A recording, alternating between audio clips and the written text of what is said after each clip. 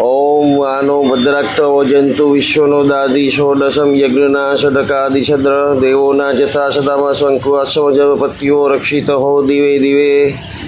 ઓમ શાંતિ શાંતિ શાંતિ.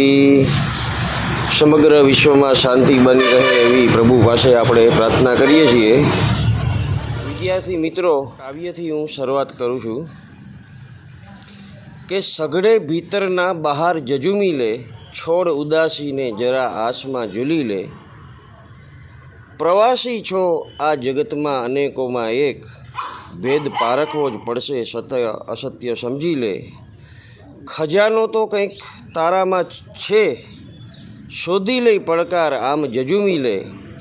શક્તિઓનો સમુદર છે ભરપૂર તમારામાં, બસ હાથ મારી ઝંપલાવ સફળતા ચૂમી લે.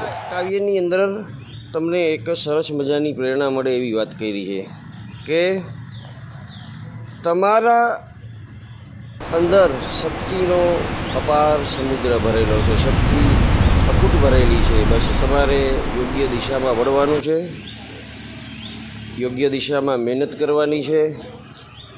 પડકાર ઝીલી અને સત્ય અસત્ય એ પારખીને તમારે ખૂબ મહેનત કરી લેવાની છે. સફળતા છે એ તમારા ચરણોમાં જ છે.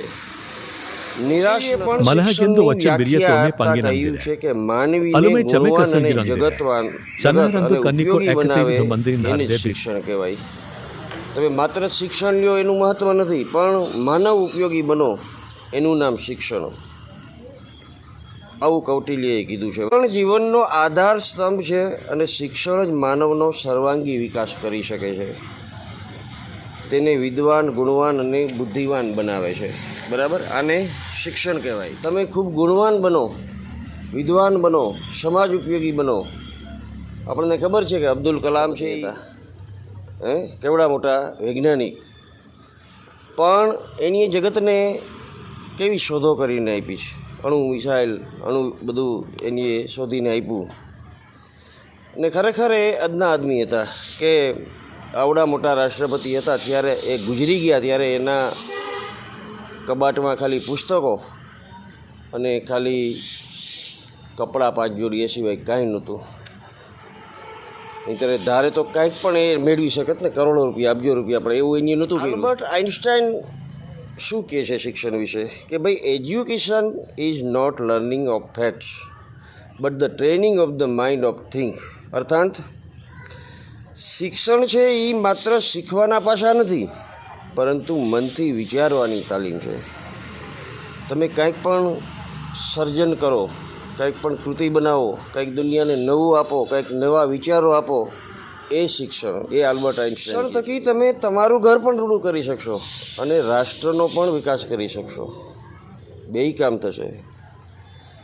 એટલે શિક્ષણ મેળવવું એ ખૂબ જ જરૂરી. થકી વ્યક્તિ, સમાજ, રાષ્ટ્ર અને વિશ્વની કાયા પલટ કરી શકે છે. શિક્ષણ વ્યક્તિને ઉડવાની પાંખ આપે છે અને આમ શિક્ષણનું મહત્ત્વ છે એ અનેરું છે. વધુ એક કાવ્ય છે, શામળનું કાવ્ય છે કે વિદ્યા ભણ્યો જે તે ઘર વૈભવ રૂડો. વિદ્યા ભણ્યો જે તે ઘર વૈભવ રૂડો, વિદ્યા ભણ્યો જે કામની કંચન ચૂડો. વિદ્યા ભણ્યો જે તે સદાવ્રત આપે, વિદ્યા ભણ્યો જે કષ્ટ પિયારા કાપે. વળી વિદ્યા ભણ્યો જે જન સકળ કણ ગુણ સરખા, શામળ કહે બીજા બાપડા પહાણ સરીખા પારખા. શામળની કવિતા છે. શું કહેવા માગે છે સમજ્યો કે જે માણસ વિદ્યા લે, સારું ભણે, શિક્ષણ મેળવે તો એનું ઘર રૂડું બને. મેં કીધું ને કે એનું ઘર રૂડું થાય, અને રાષ્ટ્રની પણ સેવા થશે. જે વિદ્યા લે કામની કંચન ચોડો. કામની કંચન ચોડો એટલે એમને સારા પત્ની મળે, ભણેલા ગણેલા મળે.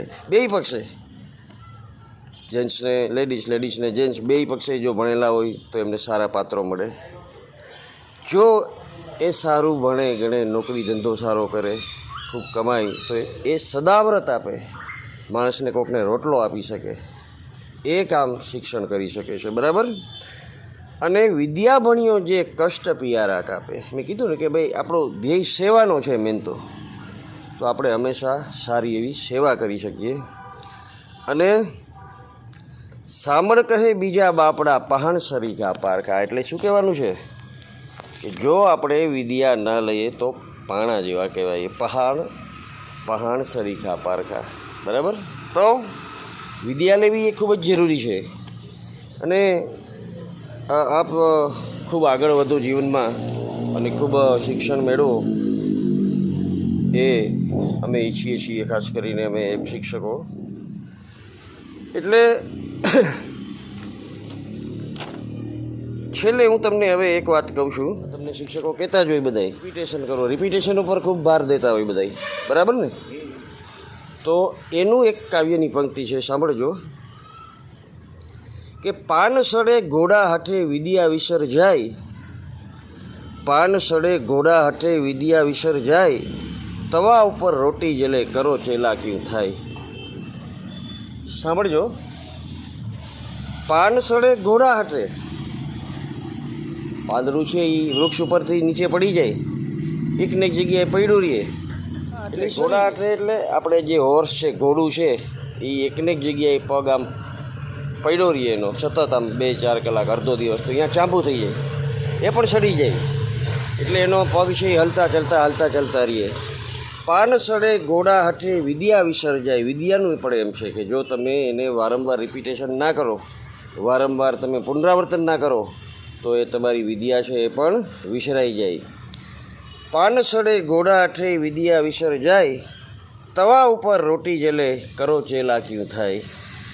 આપણે રોટલી કરતા હોય તો તવા ઉપર કે તાવડી ઉપર સતત એને ફેરવ્યા કરવી પડે, નકર એ પણ દાગ પડી જાય, બરી જાય, જલી જાય. આ દ્રષ્ટાંત ઉપરથી હું તમને સમગ્ર વિદ્યાર્થી જગતને એ સમજાવવા માંગુ, પુનરાવર્તન વગર કોઈ પણ વસ્તુ યાદ રાખવી એ અશક્ય છે. ખૂબ જ્વલંત તમે સિદ્ધિ હાંસલ કરો, સફળતા મેળવો, એવી શુભેચ્છા આપને હું આપું છું. હું શ્રી વિનય મંદિર ગરેજ આચાર્ય પૂર્ણેન્દુ કે જોશી આપ સૌને શુભેચ્છા આપું છું.